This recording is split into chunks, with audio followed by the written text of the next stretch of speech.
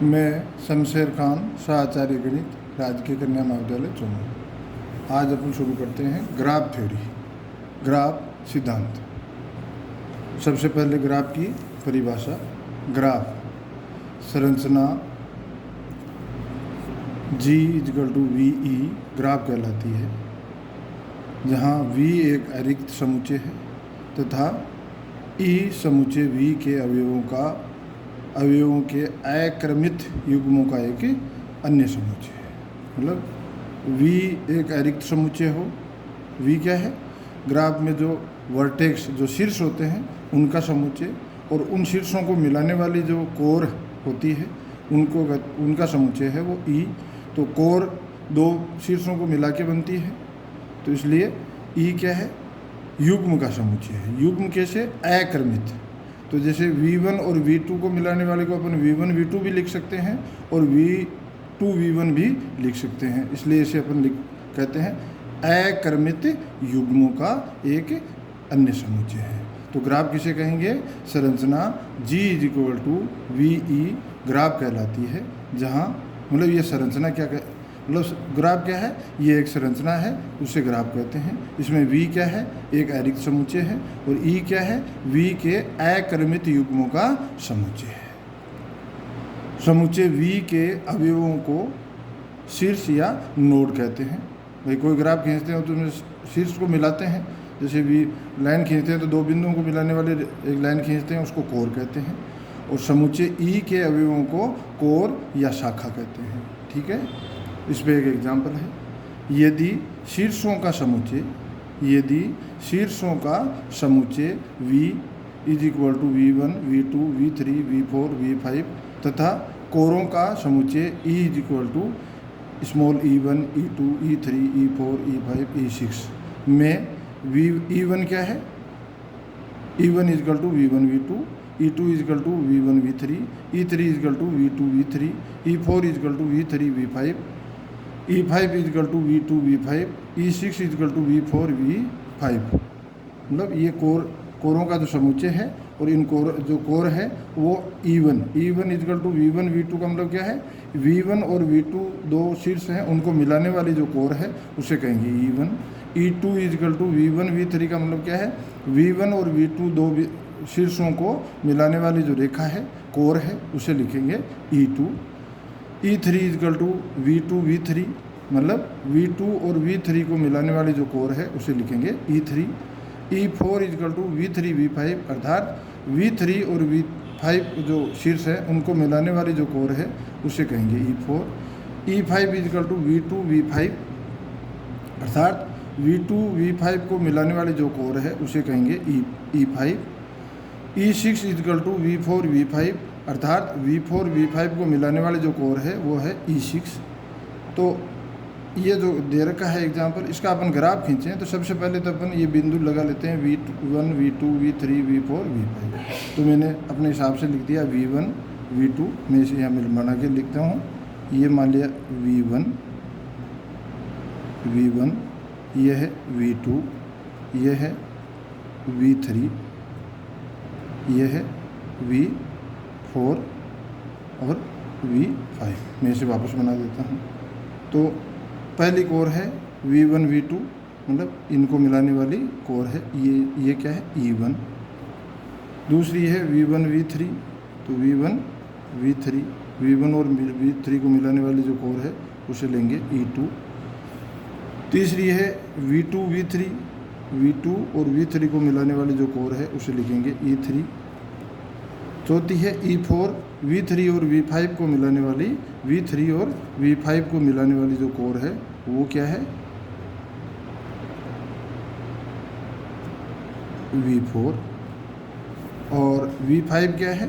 E5 क्या है? V2 V5 को मिलाने वाली, तो ये कोर हो गई जो V2 और V5 को मिलाएं, तो इसको कहेंगे E5। और E6 क्या है? V4 और V5 को मिलाने वाली जो कोर है, ये मान लिया V4 है, तो इनको मिलाने वाली कोर है वो है E6। तो अब इसमें ये क्या है? जैसे ये इसमें सीधी लाइन होना ज़रूरी नहीं है। यदि आपको ग्राफ बनाना है तो इनको बिंदुओं को मिलाना है, घुमा के कैसे मिला दो। तो ये मैंने पहले बना दिया था, ये अभी आपको बना के बता दिया। अब कुछ परिभाषाएं इन्हीं पे आधारित है। तो पहली है आसन्न शीर्ष। आसन्न शीर्ष क्या है? दो शीर्ष मतलब एक कोर जो बनती है, एक जो कोर बनती है वो क्या है? किन्हीं दो शीर्षों को मिलाने वाली होगी। तो इस कोर के लिए ये दोनों जो शीर्ष हैं वो क्या होंगे? आसन्न शीर्ष होंगे। मान लीजिए V1 और V2 है और ये कोर है E1। तो कोर E1 के लिए ये दोनों शीर्ष क्या कहलाएंगे? आसन्न शीर्ष। तो कोर E1 शीर्षों V1 तथा V2 को संबद्ध करती है, अर्थात मतलब मिलाती है, जोड़ती है। अतः V1 और V2 को कोर E1 के आसन्न शीर्ष या अंत्य शीर्ष कहते हैं। कहीं आसन्न शीर्ष लिखा हुआ होगा, कहीं अंत्य शीर्ष लिखा होगा। ठीक है। दूसरी परिभाषा लूप। यदि किसी कोर मतलब कोई कोर दो बिंदुओं को मिलाने से मिलती है, तो दो शीर्षों को मिलाने से दो शीर्षों के बीच में जो रेखा होती है मिलाने वाली, उसको कोर कहते हैं। यदि वो कोर एक ही शीर्ष को मिलती है तो वो क्या कहलाता है? लूप। जैसे ये है V1 शीर्ष है, तो यहाँ से ये कोर शुरू हुई और ये इधर आके वापस V2 पे मिल जाती है, V1 पे मिल जाती है। तो ये जो कोर है ये क्या कहलाती है? लूप कहलाती है। यदि किसी कोर के दोनों आसन्न शीर्ष एक ही शीर्ष हों, मतलब कोर के दो आसन्न शीर्ष होते हैं, तो यदि वो एक ही शीर्ष है, इसका मतलब वो कोर क्या है? पास या लूप कहलाती है। पास या लूप, हिंदी में पास कहते हैं और हिंदी में लूप भी लिखा हुआ मिल सकता है। तो पास या शीर्ष कब कहलाती है? यदि कोई कोर एक बिंदु से शुरू के, एक शीर्ष से शुरू के उसी शीर्ष में मिलती है, तो मतलब इस कोर के दोनों आसन्न शीर्ष एक ही शीर्ष हो, तो वो क्या कहलाती है? लूप कहलाती है। समांतर कोर। दो शीर्षों पर एक से अधिक कोरें आपतित है तो ऐसी कोरों को समांतर कोरें कहलाती है। दो शीर्षों पर एक से अधिक कोरें आपतित हो, मतलब दो शीर्षों के बीच में एक कोर हो सकती है, दो भी हो सकती है, तीन भी हो सकती है, कितनी भी हो सकती है, वो सारी कोरें आपस में समांतर कोरें कहलाती है। देखो अपने पास तीन शीर्ष है V1, V2 और V3। V1 और V2 के बीच में एक कोर है E1, दूसरी कोर है E2, तीसरी कोर है E3।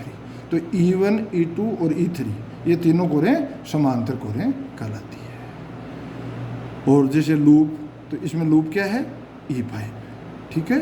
तो ये क्या कहलाती है? कोरें। ये तो समांतर कोरें कहलाती है, ये लूप का उदाहरण है। ठीक है। सरल ग्राफ।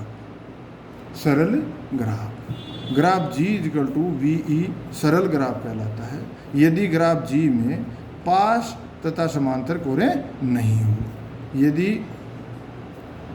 सरल ग्राफ G = VE सरल ग्राफ कहलाता है यदि ग्राफ G में पास तथा समांतर कोरें नहीं हो। तो ये जो ग्राफ अपने बनाया है ये सरल ग्राफ नहीं है। ये जो ग्राफ बनाया है ये सरल ग्राफ नहीं है।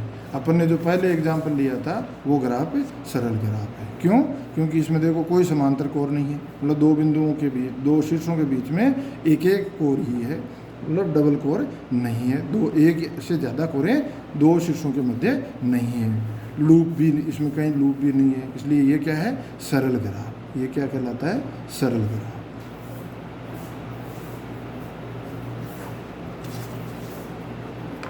मल्टीग्राफ। ग्राफ G = VE मल्टीग्राफ कहलाता है यदि ग्राफ G में समांतर कोरें विद्यमान हो। मल्टीग्राफ कब कहलाएगा? यदि उसमें समांतर कोरें विद्यमान हो तो वो क्या कहलाता है? मल्टीग्राफ कहलाता है। तो ये अपन ने 4 परिभाषाएं आज देखी और आगे की परिभाषाएं अगले वीडियो में अपन देखेंगे। तो मल्टीग्राफ ये क्या है? एक मल्टीग्राफ है। अब इसमें ये चीज़ दी हुई नहीं है कि उसमें लूप नहीं हो, लूप भी हो सकता है, पर उसमें समांतर कोरें हो तो वो क्या कहलाता है, मल्टी ग्राफ कहलाता है। धन्यवाद।